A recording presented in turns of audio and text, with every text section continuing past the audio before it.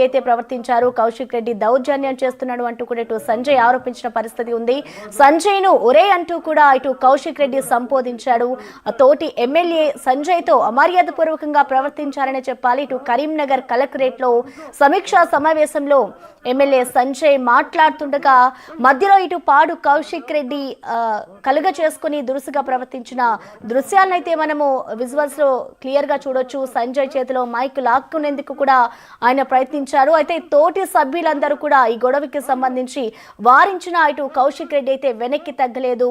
మరొకసారి పాడి కౌశిక్ రెడ్డి దౌర్జన్యం చేశారని చెప్పుకోవాలి. ప్రతిసారి కూడా పాడి కౌశిక్ రెడ్డి ఏదో ఒక ఆరోపణలు కానీ ఏదో ఒక గొడవ సృష్టిస్తూ ఉంటారు. ఈ నేపథ్యంలో ఇటు కరీంనగర్ లో జరిగిన ఎమ్మెల్యేల సభలో ఆయన మరొకసారి ఇటు సంజయ్ కుమార్ మీద దురుసుగా ప్రవర్తించారు.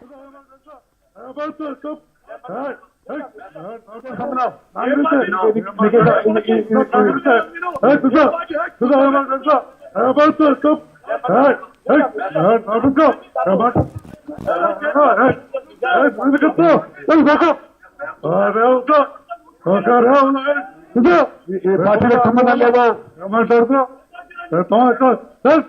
ఇప్పుడు కాంగ్రెస్ లో ఉన్నా మాట్లాడుతూ కాంగ్రెస్ కాంగ్రెస్ కాంగ్రెస్ మాట్లాడుతూ కాంగ్రెస్ మాట్లాడుతూ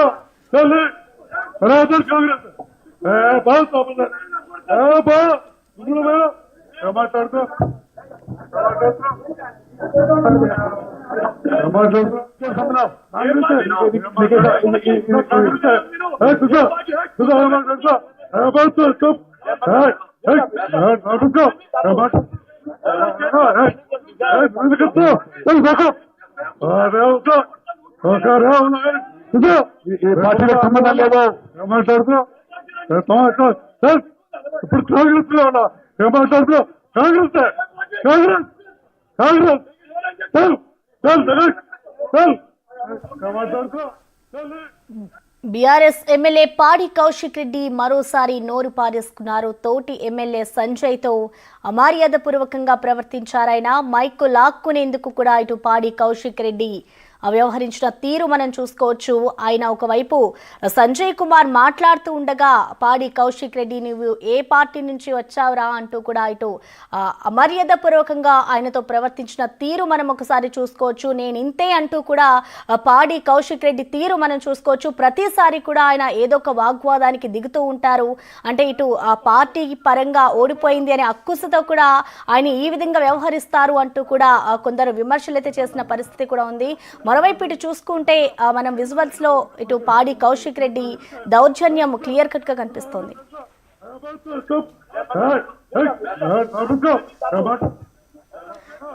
దీనిపై స్పందించడానికి మనకి ఫోన్ లో అందుబాటులో ఉన్నారు ప్రభుత్వ విప్ ఆది శ్రీనివాస్ గారు. నమస్తే అండి.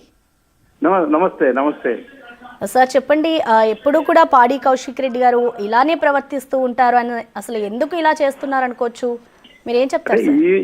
ఈయన సంస్కృతికి నిదర్శనము ఈ రోజు జరిగేది ఇక్కడ జిల్లా పరిషత్ జిల్లాకు సంబంధించిన అధికారిక సమావేశము. జిల్లా ఇన్ఛార్జ్ మంత్రి ఉత్తమ్ కుమార్ రెడ్డి గారు ఉన్నారు, శ్రీధర్ బాబు గారు ఉన్నారు, పొన్నప్రభు గారు ఉన్నారు, వాళ్ళు ఎమ్మెల్యేస్ ఉన్నాము, విపులం ఉన్నాము, అధికారులు ఉన్నారు.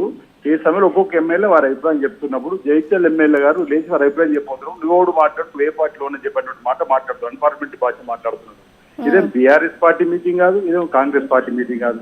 ఒకవేళ బీఆర్ఎస్ పార్టీ మీటింగ్ అయితే మేము వెళ్ళము, కాంగ్రెస్ పార్టీ మీటింగ్ అయితే వాళ్ళు రాదు. ఇది జిల్లాకు సంబంధించినటువంటి ఒక కార్యాచరణ ప్రభుత్వం ఏర్పాటు చేసిన దానిలో ఎమ్మెల్యే ఏర్పాటు చెప్పడానికి ప్రయత్నం చేస్తుంటే అంటే ఈ ఎక్కడ మంచి పేరు వస్తుంది ఈ ప్రభుత్వానికి. రేవంత్ రెడ్డి గారు ముఖ్యమంత్రి ప్రవేశపెట్టిన పథకాలు ప్రజల్లోకి 26వ తేదీన వెళ్తుంటే ప్రజలకు ఎక్కడ మంచి పేరు వస్తుంది చెప్పినటువంటి ఓర్వలేనితనము, జుగుప్సకరమైనటువంటి మాటలతో సాటి సాంసభ్యుని చూడకుండా ఆయన మాట్లాడిన తీరు ఏమైందని చెప్పని చెప్తా ఉంటాం. ఈ సభలో ఉండి మేము కూడా దగ్గరికి వెళ్ళి కౌశిక్ అని అభ్యంతరం చెప్తున్నప్పుడు కూడా మందలిస్తున్నప్పుడు కూడా ఆయనకు మైకం కమ్మినట్టు ఇష్టానుసారంగా బండబూతులు తిట్టడం మాట్లాడడం అనేది సరైనది కాదు. ఇప్పుడు అట్లాడుకుంటే పార్టీలు మారిన వారు అనేటువంటి వాడు మాట్లాడింది. ఇప్పుడు ఆయన పార్టీ మాట్లాడా, కౌశిక్ రెడ్డి కూడా పార్టీ మారింది కదా. ఇప్పుడు కమలాకర్ గారు మాజీ మంత్రికి ఇప్పుడు ఎమ్మెల్యే కూడా వారు పార్టీ మారినవారు కదా. రమణాగర్ ఎమ్మెల్యేస్ కూడా వారు కూడా పార్టీ మారినవారు కదా. నగర మేయర్ సునీల్ రావు ఉన్నారు మేయర్గా, వారు కూడా పార్టీ మారినవారు కదా. ఇప్పుడు అయినా పార్టీ అది బయట రాజకీయ వేదిక అనేది బయట చూసుకోవాలి కానీ అధికారిక సమావేశంలో అధికారికంగా సూచనలు స్థలాలు అప్పటికింకా ఇక్కడ మీ ద్వారా రాష్ట్రపతి చెప్తా ఉన్నా ఉమ్మడి